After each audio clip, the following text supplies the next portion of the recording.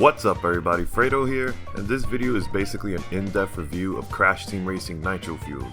After my recent top 10 video, I figured the next thing I wanted to do was some kind of deep analysis of a video game, and recently I've been playing a ton of CTR on PS4. So here we are. This is my in-depth analysis / review of Crash Team Racing Nitro-Fueled. Hope you guys enjoy. So Crash Team Racing was originally a game released in 1999 by Naughty Dog on the original PlayStation 1. The game was created after the success of the Crash Bandicoot platformer games.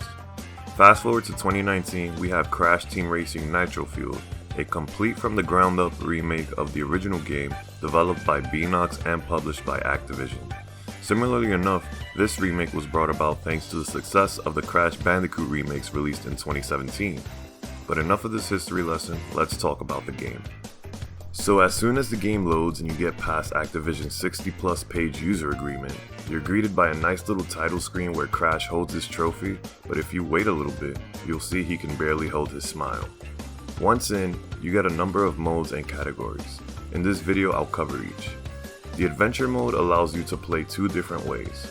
Classic is basically how the original game played, one character all the way with no customization settings. Nitro-Fueled mode lets you play and switch any character, cart, and customization settings at any time you're not racing, as well as choose a difficulty setting. Now from my experience, playing medium in the Nitro-Fueled mode is actually more difficult than you might expect, especially for newcomers. Don't expect your typical game of Mario Kart with Crash in it. This game is much faster and plays slightly different. You're going to struggle a bit, but the more you play, the better you get.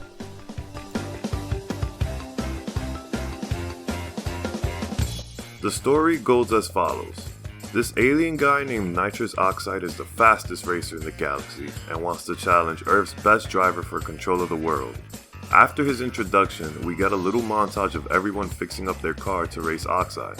Of course, everyone except Crash, who's taking a nap. Crash could literally care less about the fate of the world as long as he's got time for naps.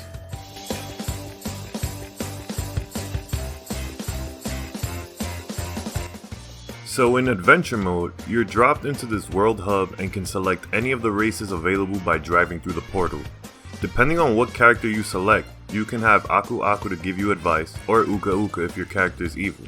Basically, you do the races and challenges available to unlock more races.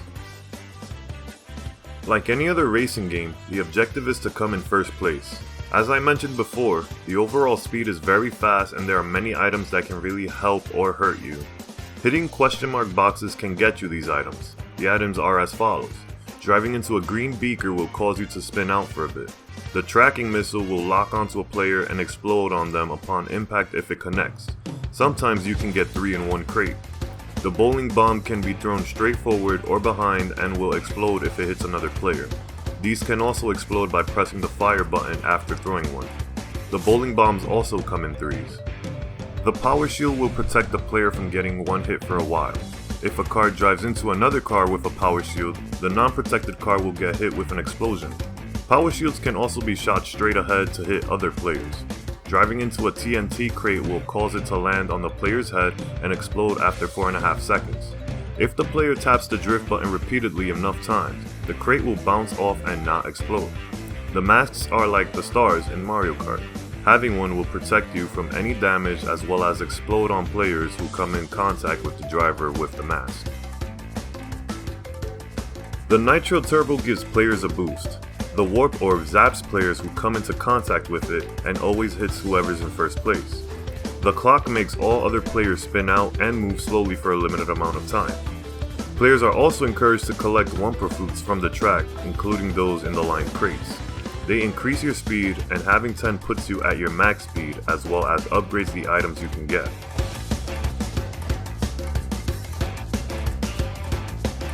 The way drifting works is you must hold one of the shoulder buttons to drift, and when the meter at the bottom right corner fills up, you can tap the other shoulder button to boost. This can be done up to 3 times in one drift. An easy way to get perfect timing is to tap the other shoulder button when you get black smoke.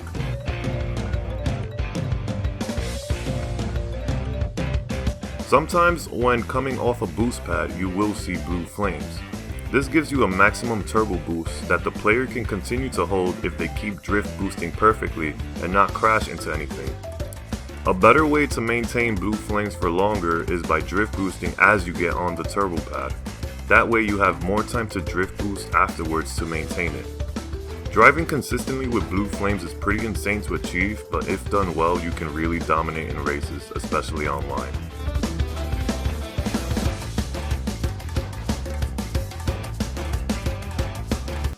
Once you've done all the races in an area, you must complete a boss challenge to unlock a new area. These boss challenges pit you against former Crash villains who think they could be the one to beat nitrous oxide. Boss challenges put you in a one-on-one race with the villain who will drive really fast and constantly throw items behind them to mess you up. The best way to tackle these bosses is to constantly hit them with items and staying ahead so they can't hit you. Sometimes after beating them, they'll actually wish you good luck, which is pretty nice coming from some bad guy who tried to kill you once.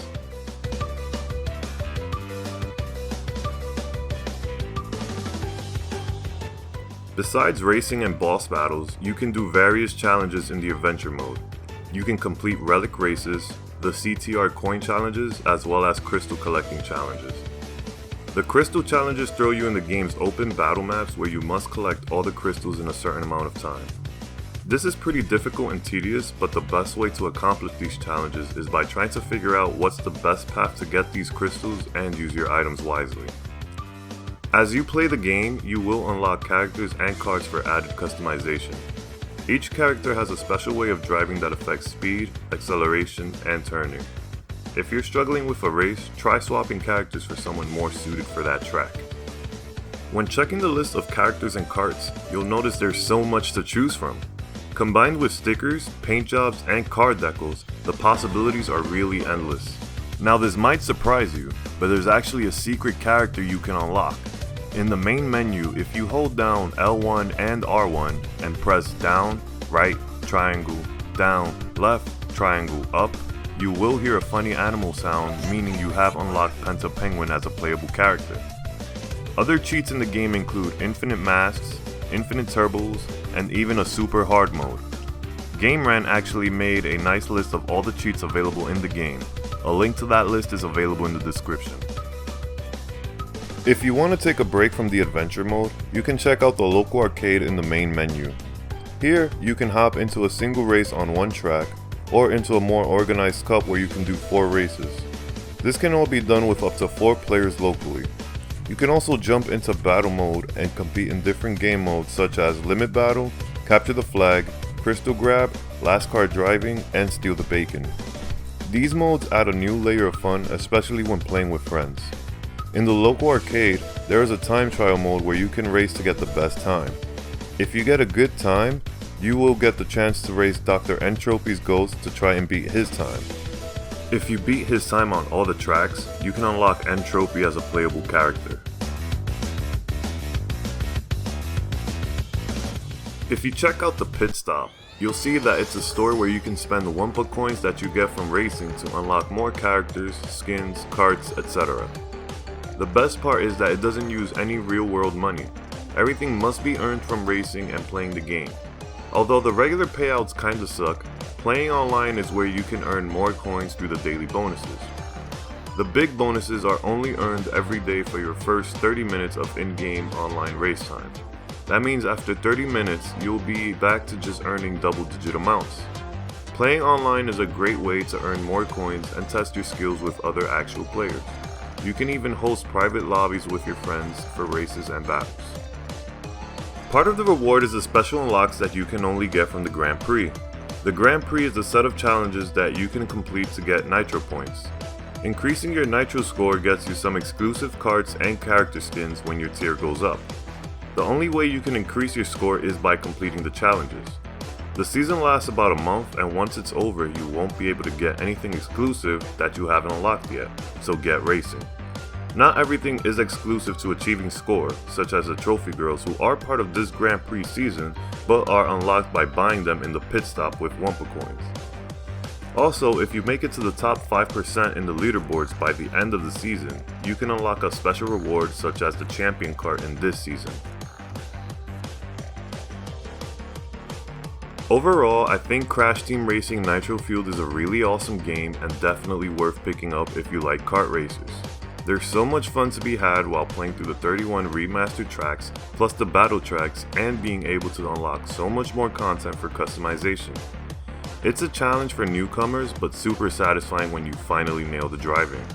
The promise for free DLC for new tracks, characters, and karts through the Grand Prix also shows the want to keep this game relevant for months to come, and I don't plan to stop playing anytime soon. Besides some annoying load times, I think this is an excellent game and it really helps give more life to the Crash Bandicoot franchise. And that's a wrap! Thank you so much for watching my first ever review. I hope you enjoyed watching this video. Be sure to leave a like and a comment and feel free to subscribe for more content. You can also keep up with me on Twitter at AmazinA. Until next time, I'm Fredo and I'm out.